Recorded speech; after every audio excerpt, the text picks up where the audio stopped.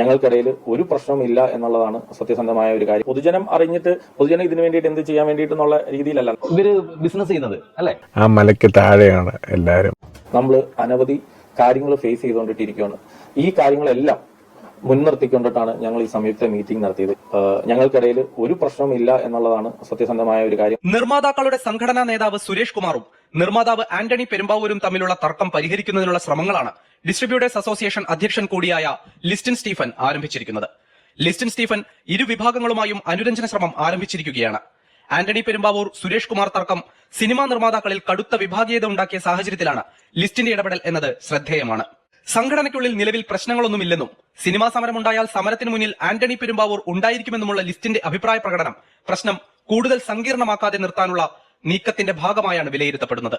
സുരേഷ് കുമാറിന്റെ പ്രതികരണത്തെ തള്ളുമ്പോഴും താരങ്ങൾ പ്രതിഫലം കുറയ്ക്കണമെന്ന നിലപാടിനെ ന്യായീകരിക്കുകയാണ് ലിസ്റ്റിൻ. ഒരു വ്യക്തിയുടെ ഒരു സിനിമയുടെ ഒരു കാര്യം ഒരു അസോസിയേഷൻ അങ്ങനെ വേണേൽ പറയേണ്ട കാര്യമായിട്ടില്ല. പക്ഷെ അതുകൊണ്ടിട്ടാണ് ഞാൻ പറഞ്ഞത്, നമ്മൾ കൂടുന്ന മാസത്തിൽ കൂടുന്ന എക്സിക്യൂട്ടീവ് കമ്മിറ്റിയിൽ നിങ്ങൾ ഇത് അറിയണം, ഞങ്ങളുടെ പ്രശ്നങ്ങൾ അറിയണം, ആർട്ടിസ്റ്റ് ഇത്രയൊക്കെയാണ് വാങ്ങുന്നത്, ഞങ്ങൾ ഇന്ന പ്രശ്നങ്ങളുണ്ട്, ഇത് മറ്റുള്ളവരോട് അറിയണം. അല്ലാണ്ട് പൊതുജനം അറിഞ്ഞിട്ട് പൊതുജനം ഇതിനു വേണ്ടിയിട്ട് എന്ത് ചെയ്യാൻ വേണ്ടിയിട്ടെന്നുള്ള രീതിയിലല്ല. നമ്മളിത് പുറത്തേക്ക് നമ്മൾ ഇതിനു വേണ്ടിയിട്ട് ട്രൈ ചെയ്തല്ലോ. അപ്പം ഈ പല നിർമ്മാതാക്കളും പുതിയതായിട്ട് വരുമ്പോഴത്തേനും ഈ റെമ്യൂണറേഷൻ കൂടുതൽ കൊടുക്കുമ്പോൾ എക്സിസ്റ്റിംഗ് ആയിട്ടുള്ള പ്രസന്റ്ലി നിർമ്മിക്കുന്ന നിർമ്മാതാക്കളും അത് അഫക്റ്റ് ആവുകയാണ്. അപ്പൊ പല നിർമ്മാതാക്കൾ പറഞ്ഞതിന്റെ അടിസ്ഥാനത്തിലാണ് സുരേഷ് ഏട്ടൻ ഇത് പബ്ലിഷ് ചെയ്തത്. അല്ലാണ്ട് സുരേഷ് ഏട്ടന്റെ ഒരു പേഴ്സണൽ ഇന്റൻഷൻ അല്ല. എനിക്ക് തോന്നുന്നില്ല അമ്മ പോലൊരു സംഘടനയ്ക്ക് ആർട്ടിസ്റ്റോട് വിളിച്ച് നിങ്ങൾ കുറയ്ക്കണമെന്ന്. ആരാ കുറയ്ക്കുന്ന അങ്ങനെ? ഇതിപ്പം നമ്മളായിട്ട് ഒരു ഇപ്പം മമ്മൂക്കയെ ലാലേട്ടനെ കുറിച്ചാണ് പറയുന്നത്. അവർ വർഷങ്ങളായിട്ട് അവരുണ്ടാക്കി വെച്ചിരിക്കുന്ന, അവർ കഷ്ടപ്പെട്ട് വെച്ചിരിക്കുന്ന ഒരു ഇമേജാണ്. അതൊരു മൂല്യമാണ്. ആ വാല്യൂവിനെയാണ് ഇവര് ബിസിനസ് ചെയ്യുന്നത് അല്ലെ. ഇപ്പം ലാലേട്ടൻ വെച്ചൊരു സിനിമ ചെയ്യണമെന്ന് ഞാൻ ആഗ്രഹിക്കുന്നെങ്കിൽ ലാലേട്ടൻ എന്താണ് പറയുന്നത്, അദ്ദേഹത്തിന്റെ വില ഞാൻ ആദ്യം മനസ്സിലാക്കണമല്ലോ. അപ്പൊ ലാലേട്ടന് ഇതാണ് ലാലേട്ടന്റെ വില, അത് കൊടുത്താൽ അദ്ദേഹം വരുമെന്ന് അറിയുമെന്നും ഞാൻ അദ്ദേഹത്തിനെ വെച്ച് ചെയ്യാൻ പറ്റുമെങ്കിൽ ചെയ്താൽ മതി. മമ്മൂക്കയുടെ ഒരു വില നമുക്കറിയാം, മമ്മൂക്ക ഒരു വാല്യൂ നമുക്കറിയാം. അപ്പൊ മമ്മൂക്കനെ വെച്ചൊരു സിനിമ ചെയ്യാൻ ആഗ്രഹിക്കുന്ന ഒരു പ്രൊഡ്യൂസറാണ് ഞാനെങ്കിൽ ആ മൂല്യം, ആ ഒരു വാല്യൂ കൊടുക്കാനുണ്ടെങ്കിൽ ഞാൻ പോയാൽ മതി അദ്ദേഹത്തിന്റെ അടുത്തേക്ക്. അങ്ങനെ തീരുമാനിക്കുന്നതല്ലേ നല്ലത് അല്ലേ. പിന്നെ എനിക്ക് തോന്നുന്നില്ല അവര് എല്ലാ സിനിമയ്ക്കും ഒരേപോലെയാണ് പ്രതിഫലം മേടിക്കുന്നതെന്നോ ഇത്ര പ്രതിഫലം ഞങ്ങൾക്ക് കിട്ടിയ അഭിനയിക്കുന്നോ മമ്മൂക്കയെ ലാലേട്ടനോ അല്ലെങ്കിൽ ഈ പ്രധാന നടന്മാരും അങ്ങനെ ചെയ്യുന്ന എനിക്ക് തോന്നുന്നില്ല. അവരെല്ലാവരും പണത്തേക്കാൾ ഉപരി സിനിമയെ സ്നേഹിക്കുന്നവരാണെന്നാണ് ഞാൻ മനസ്സിലാക്കിയിട്ടുള്ളത്. ഒരു ക്യാരക്ടറിന് വേണ്ടിയിട്ട് പൈസ ഇല്ലാതെ അഭിനയിച്ച എത്രയോ നായക നടന്മാരുണ്ട്, വളരെ കുറഞ്ഞ പൈസയിൽ അഭിനയിച്ച എത്രയോ നായക നടന്മാരെ നമുക്ക്. ഇവർ തമ്മിലുള്ള ഇഷ്യൂസ് കണ്ടമാന പ്രൊഡ്യൂസർ എന്ന് പറയുന്ന ഒരു വലിയ മല നിൽക്കുകയാണ്. ആ മലയ്ക്ക് താഴെയാണ് എല്ലാവരും എന്നുള്ളൊരു കോൺസെപ്റ്റാണ് പണ്ട് കാലത്തുണ്ടായത്. ആ പ്രൊഡ്യൂസർ വരുന്നു, പ്രൊഡ്യൂസറിനെ ബഹുമാനിക്കുന്നു, പ്രൊഡ്യൂസറാണ് ഫൈനൽ ഡിസിഷൻ, പുള്ളി പറയുന്നതിനപ്പുറം ഒന്നുമില്ല.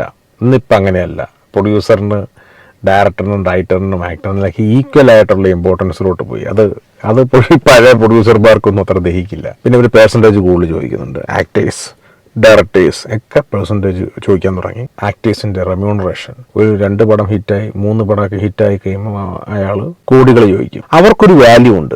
ആ വാല്യൂവിൽ നിന്ന് അവർ താഴാൻ താല്പര്യമില്ല. ഞാൻ പറഞ്ഞത് നിങ്ങൾ പ്രൊഡ്യൂസേഴ്സ്, ഇപ്പോൾ ഉള്ള പഴയ പ്രൊഡ്യൂസേഴ്സ്, ഇവർ നിങ്ങളൊക്കെ മനസ്സിലാക്കേണ്ടത്, നിങ്ങൾക്ക് ഇവരെ വെച്ച് പടം ചെയ്യണമെന്നുണ്ടെങ്കിൽ നിങ്ങൾ അവർക്ക് അവരെ ഡിമാൻഡ് ചെയ്യുന്ന പൈസ കൊടുത്തേ പറ്റുള്ളൂ. ഇതിപ്പോൾ എന്ത് ചെയ്യാൻ പറ്റും? അവർക്ക് സൗകര്യമില്ല. ഇപ്പോൾ എന്ത് ചെയ്യാൻ പറ്റും? ഒന്നും നമുക്ക് ചെയ്യാൻ പറ്റില്ല. പിന്നെ നിങ്ങൾക്ക് ചെയ്യാൻ പറ്റുന്നൊരു കാര്യമുണ്ട്, പുതുതലമുറയിൽ നിന്നും ആരിലേക്ക് ഇൻട്രൊഡ്യൂസ് ചെയ്യുക. പുതുതലമുറ ആൾക്കാർ വരുമ്പം ബസ്സിലോട്ട് പോകുമ്പം ഈ സൂപ്പർ താരങ്ങളുടെ റേറ്റ് ഡൗൺ ആവും. അവർക്ക് കൊടുക്കേണ്ട പൈസയ്ക്ക് ഈ പിള്ളേരെ വെച്ച് പടം ചെയ്യാൻ പറ്റും. ഇപ്പോൾ സൂപ്പർ താരത്തിന് കൊടുക്കുന്ന ഒരു പൈസ ഉണ്ടെന്നുണ്ടെങ്കിൽ ഒരു പുതിയ പക്കാരനെ വെച്ച് ആ പടം മൊത്തം തീർക്കാൻ പറ്റും. അതാണ് അതിൻ്റെ ഒരു പ്രയോജനം. അങ്ങനെ വരുമ്പോൾ എന്തായി, ഇവരുടെ വാല്യൂ കുറയും, സ്റ്റാർ വാല്യൂ കുറയും ഈ സൂപ്പർ താരങ്ങളെ. അതാണ് ചെയ്യേണ്ടത്. അല്ലാതെ നിങ്ങൾ സ്ട്രൈക്ക് വെച്ച് കുറെ ആൾക്കാരുടെ ജീവിതം മുട്ടിച്ചിട്ടൊന്നും ഒരു കാര്യമില്ല. ഇവരാരും കുറയ്ക്കാനൊന്നും പോകും എനിക്ക് തോന്നുന്നില്ല. അവരുടെ പ്രോഡക്റ്റ്, അവരുടെ ബോഡി, അവരുടെ ഇത്ര നാൾ കഷ്ടപ്പെട്ടുണ്ടാക്കിയ ഫെയിമുമാണ്. ആ പ്രോഡക്റ്റാണ് അവർ വിൽക്കാൻ നിങ്ങളെ തരുന്നത്. അപ്പോൾ വിൽക്കാൻ തരുന്ന ഒരു സാധനത്തിന് എന്തുമാത്രം വില വേണമെന്ന് ഡിസൈഡ് ചെയ്യാനുള്ള അവകാശം ഓണമെന്നുണ്ട്. അവരെ തന്നെയാണ് വിൽക്കുന്നത്. അപ്പം അവർക്ക് അവരുടെ റൈറ്റ് ഉണ്ട്. എനിക്ക് ഇത്രയാണ് എൻ്റെ വില, എന്നാൽ മതി, നിങ്ങളെല്ലാം വെച്ച് പടം ചെയ്താൽ മതി എന്ന് പറയുമ്പം ഒന്നും ചെയ്യാൻ പറ്റില്ല. എന്ത് ചെയ്യാനാണ്? ഇവരെ വെച്ച് തന്നെ പ്രൊഡ്യൂസ് ചെയ്യാൻ ഇവിടെ പൈസയുണ്ട്. ഇവരൊക്കെ തന്നെ പ്രൊഡ്യൂസേഴ്സാണ്, എല്ലാ ആക്ടേഴ്സും. എനിക്ക് തോന്നുന്നില്ല അവരാരും കഴിയുന്നു. ഇവിടെയൊക്കെ സംസാരം കേൾക്കുന്നത് തന്നെ അറിയാലോ. അവരുടെ വാല്യൂ അവർ തന്നെ ഡിസൈഡ് ചെയ്യുന്നത്. ഇവിടെ ഒരു ആക്ടറിന് എമൗണ്ട് ഫിക്സ് ചെയ്യുന്നതിന് പ്രത്യേകിച്ച് റൂൾസ് ആൻഡ് റെഗുലേഷൻസ് ഒന്നുമില്ല.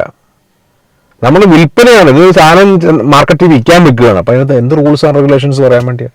അങ്ങനെ റൂൾസ് ആൻഡ് റെഗുലേഷൻസ് ഒരു ബുക്കും ആ ഒരു നിയമമൊക്കെ ഉണ്ടെന്നുണ്ടെങ്കിൽ നമുക്ക് ഈ പറഞ്ഞ കാര്യങ്ങളൊക്കെ വർക്കൗട്ട് ആക്കാം. പ്രൊഡ്യൂസേഴ്സ് അസോസിയേഷൻ ഇങ്ങനെ റൂളുണ്ട്, ആ റൂളിന് വിധമായിട്ടാണ് നിങ്ങൾ മേടിക്കുന്നത്, ഞങ്ങൾ നിങ്ങളെ കോടതിയിൽ പോകും എന്ന് പറയാം. ഇത് നിങ്ങളിപ്പോൾ എന്ത് ചെയ്യാൻ വേണ്ടി സമരം നടത്തി പേടിപ്പിക്കുക എന്നുള്ളത് എന്ത് ചെയ്യാനാണ്? എത്ര നാൾ ഈ വർക്കേഴ്സ് സമരം ചെയ്ത് കഞ്ഞി കുടിക്കേണ്ട അവർക്കൊക്കെ? നിങ്ങൾ പറഞ്ഞത് സമരം ചെയ്തിട്ട് എന്താണെന്ന് ഇത് പറഞ്ഞ് സെറ്റിൽ ചെയ്യുക. വീഡിയോ ഇഷ്ടപ്പെട്ടെങ്കിൽ ലൈക്ക് ചെയ്യുക, ഷെയർ ചെയ്യുക, സബ്സ്ക്രൈബ് ചെയ്യുക. Okay, bye, take care.